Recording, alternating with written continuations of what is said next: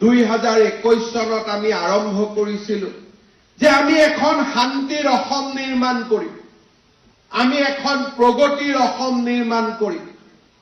আমি সেইখন অসম নিবিচাৰো যিখন অসমত হত্যা থাকিব, হিংসা থাকিব, যিখন সমাজত প্ৰতিটো দিনেই নিৰাশাৰ কথা কব।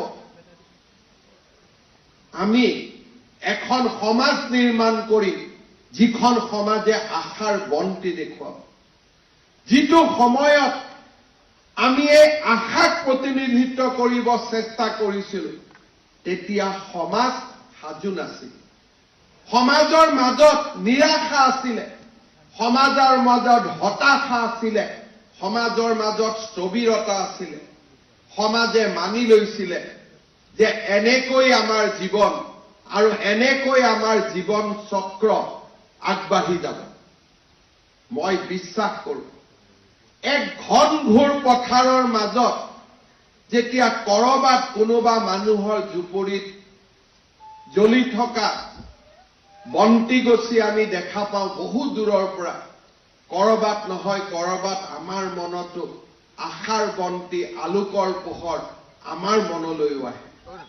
কেতিয়াবা ৰাতি যেতিয়া আমি গাড়ী দি যাওঁ, ঘনঘোৰ আন্ধাৰৰ মাজত দূৰৰ পথাৰত সৰু যদি কৰবাত মাটিৰ চাকি এটাও আমাৰ চকুত পৰে, মনটোত কব নোৱাৰাকৈ কবাত আশা, সাহস আহি আমাৰ মনটোত ফটক কৰি আহি আমাৰ মনটোত টুকুৰিয়াই থৈ যায়। 2021 চনত মাটিৰ চাকি এগছি জ্বলাই আমি ৰাজ্যখনত শান্তি আৰু প্ৰগতিৰ এক নতুন যাত্ৰা আৰম্ভ কৰিব বিচাৰিছোঁ। চাওঁতে চাওঁতে আমাৰ ৰাজ্যখনলৈ পৰিৱৰ্তন আহিছে। আজি আমাৰ ৰাজ্যখনত হত্যা নাই, হিংসা নাই, বোমা বিস্ফোৰণ নাই। বহু দিন আমি ৰাস্তাত তেজৰ চেকুৰা দেখা নাই। এইখনেই গণেশগুৰি আছিলে, য'ত নেকি তেজৰ চেকুৰাই আমাৰ জাতিটোক এক সভ্য জাতিৰ পৰা এক অসভ্য জাতিলৈ ৰূপান্তৰ কৰিছে। কিন্তু আজি সেই গণেশগুৰি উৰণীয়া সেতুৰ তলত ভোগালীৰ উৎসাহ, পিঠা পনা, মানুহৰ জীৱনৰ নতুন আনন্দই সেই কৰবাৰ গ্লানিক আঁতৰাই থৈ আজি এখন উৎফুল্লিত মহান জাতি আমি তাৰ আজি প্ৰতিচ্ছবি দেখা পাইছো।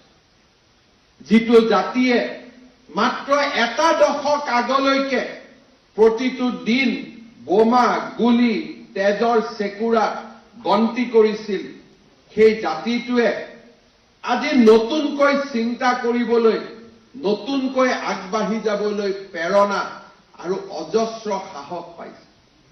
আজি নিউয়ৰ্ক টাইমছত অসমৰ বাতৰি বোমা বিস্ফোৰণ, হত্যা আন্দোলনৰ কাৰণে ওলোৱা নাই। আজি নিউয়ৰ্ক টাইমছৰ দৰে বাতৰি কাকতত প্ৰথমবাৰ ওলাইছে দেশৰ নহয় পৃথিৱীৰ 52টা যি স্থানলৈ এই বছৰ পৰিব্ৰাজক যাব লাগে, পৰ্যটক যাব লাগে, তাৰ ভিতৰত অসম ৪ৰ্থ নম্বৰত আহি থিয়। এয়া দেশৰ ভিতৰত নহয়, মই কৈছিলো দেশৰ 5খন ৰাজ্যৰ ভিতৰত আমি অসমক নিৰ্মাণ কৰিম। কেতিয়াও মই সপোন দেখা নাছিলো যে বিশ্বৰ ৪ৰ্থ স্থানত আহি অসমে খুন্দিয়াব।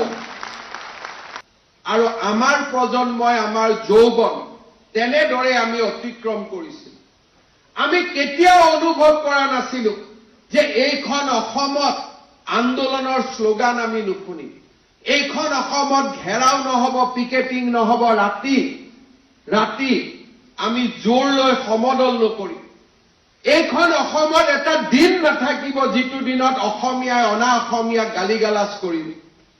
আৰু আমাৰ অসমীয়া লোকসকল দিল্লী, বিহাৰলৈ যাওঁতে আমি ইয়াত যি ঔষধ দিছো তাৰ প্ৰতি ঔষধ আমি দিল্লীলৈকে যাওঁতে, মাদ্ৰাছলৈকে যাওঁতে আমি সেই প্ৰতি ঔষধ লাভ কৰিছো।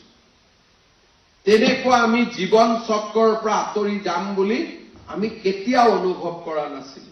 অসম আজি ভাৰতৰ